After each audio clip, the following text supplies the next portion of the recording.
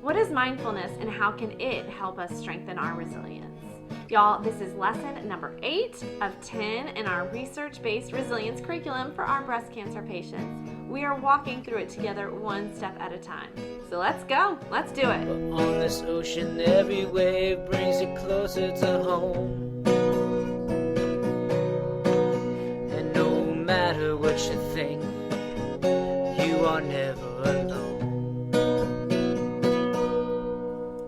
Hey y'all, welcome back. This is lesson number 8 of 10 in our research-based resilience curriculum for breast cancer patients.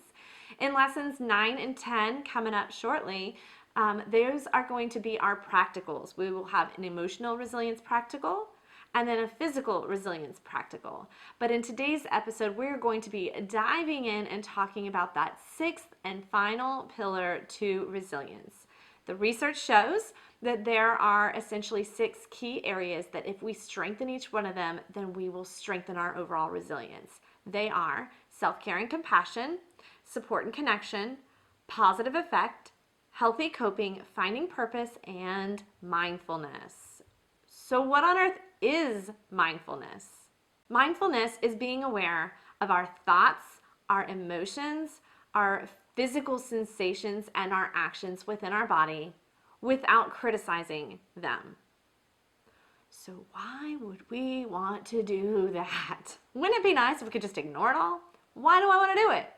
Well, quick review from our first lesson when we talked about DNA and the brain. Your DNA gets wound up, packaged with proteins into a chromosome, right? And on the tips of the chromosomes, you have these things called telomeres. The telomeres protect that DNA from unraveling and essentially aging you faster.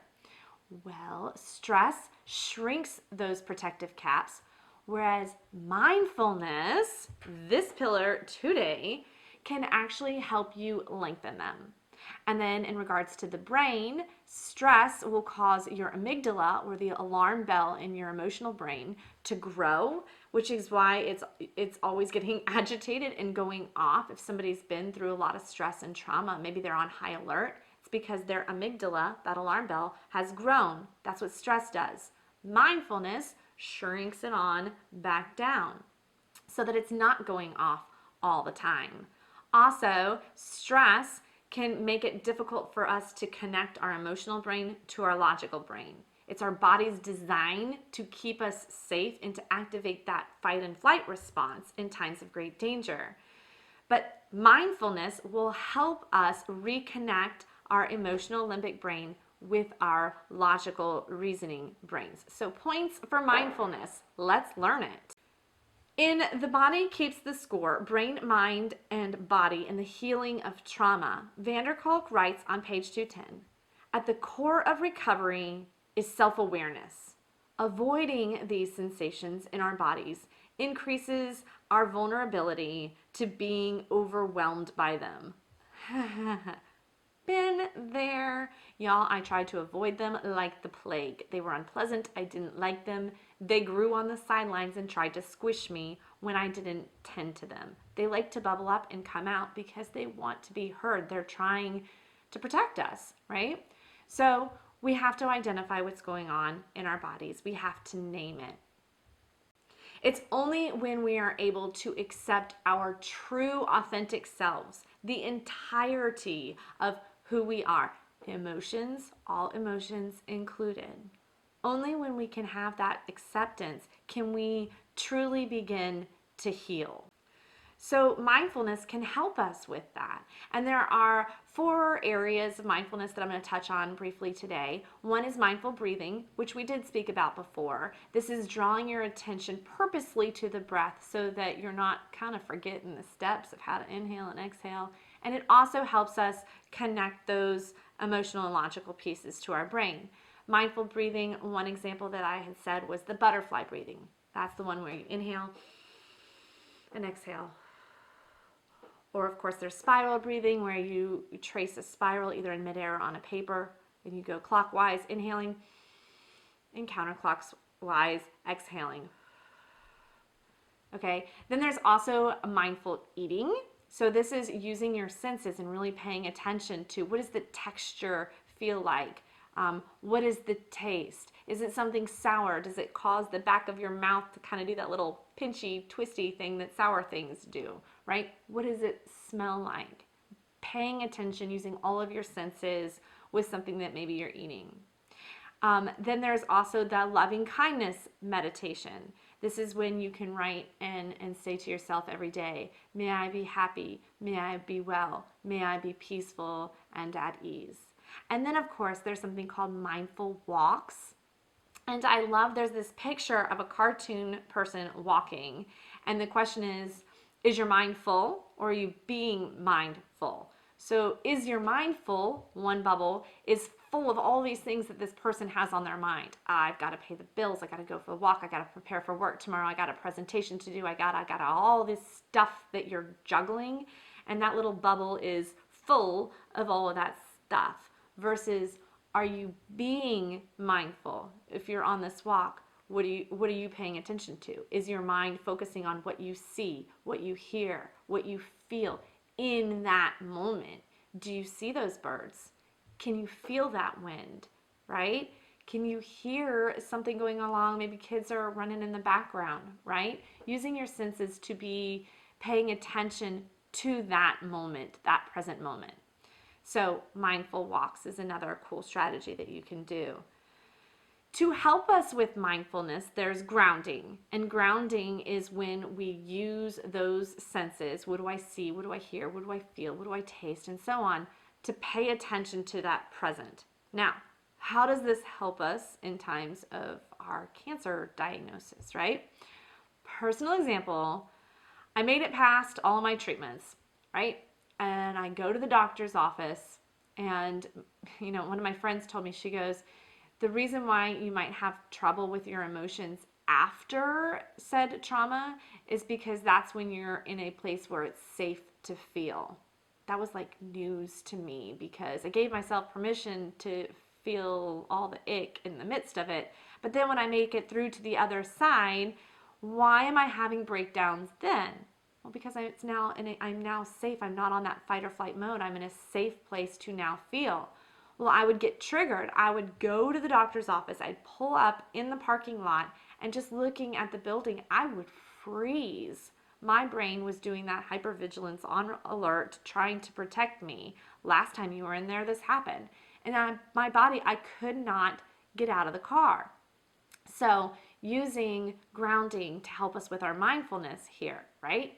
What do I see? What do I hear? What do I feel in this moment? And bringing myself to this present tense. Because even though, I get out and I go into that building, even though I might still hear some of those same sounds that maybe they're triggering, I might even have to go to the same exact exam room where they told me I had cancer or they did a biopsy or whatever. And maybe it brings up all these memories and I start panicking, trying to stay in that present moment.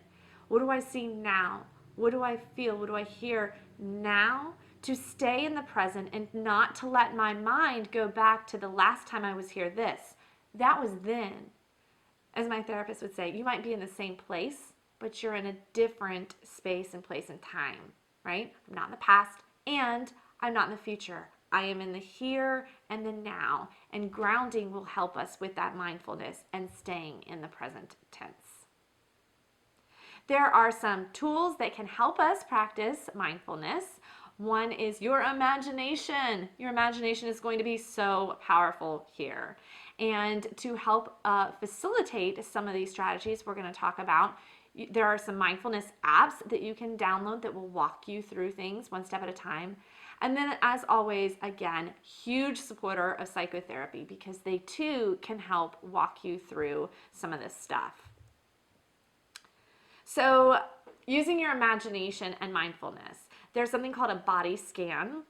And you can either do this on your own or you can use one of those apps to help you. But you imagine this pretend scanner starting at your head and moving throughout your entire body. And wherever it senses tension, it'll massage it out of you. You get to your arm and you imagine it massaging it out of you and I like to pretend that whatever that stress or uncertainty is that I'm massaging out of my body with this imaginary scanner, that it flies out the tips of my fingertips and the tips of my toes.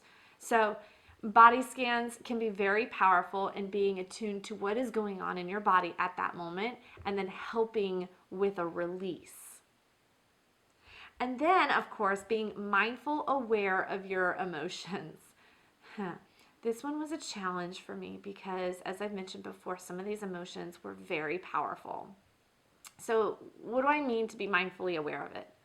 To notice the life cycle of emotions. They don't last forever. So, trying to sit in it and recognize and pay attention, what is that emotion doing, right? And you can notice it either is a wave that it rolls in and it comes in, it has this peak of fear, and then recognize it as it starts to wash back and decline and go back out again, right?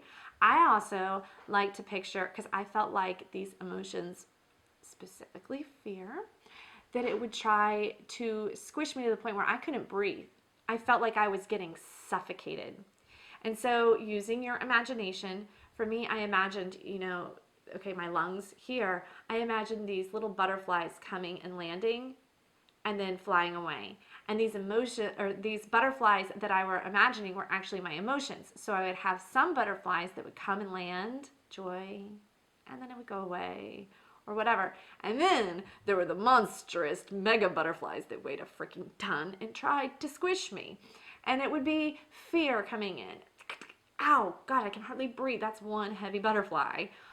Or sadness or whatever. But then recognizing and feeling that weight on my chest and staying with it, not turning from it, and then recognizing that it releases and it'll go away too.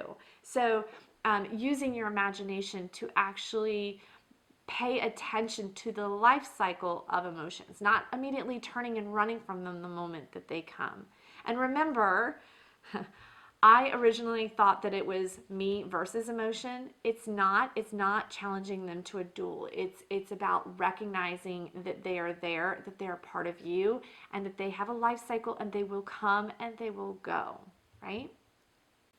Imagination can also help us with letting go. So imagine whatever is going on that's frustrating you, stressors in your life. Imagine sticking them up on a cloud and letting that cloud take them away. Or imagine writing them in the sand of the beach, whatever again is stressing you out. And then imagine watching the waves come and wash over it and then take that trouble of yours back out to the sea. Your imagination is an incredibly powerful tool for you to use here. Imagination can also help us gain perspective. This is the whole wave versus ocean analogy. I might be in the middle of some giant freaking tsunami wave, right? It's tossing me to and fro and I feel like I'm gonna drown. But this isn't my entire story. It's only part of me. I might be in it right at the moment. But in comparison to the rest of the ocean that represents my entire self, this is only a moment. This is not the whole story. This is not all of me. It's just a piece of me. This one wave is a piece to the entire ocean. So my challenge for you tonight, or your homework, however you would rather think about it, is to find and participate in some mindfulness activity. Go for a mindful walk, or download an app, do a body scan. Maybe you participate in yoga or qigong. Whatever it is, you find a mindfulness activity for you to do and do it. I will see you guys in our practical lessons next class. See y'all then. Thanks for joining. Bye.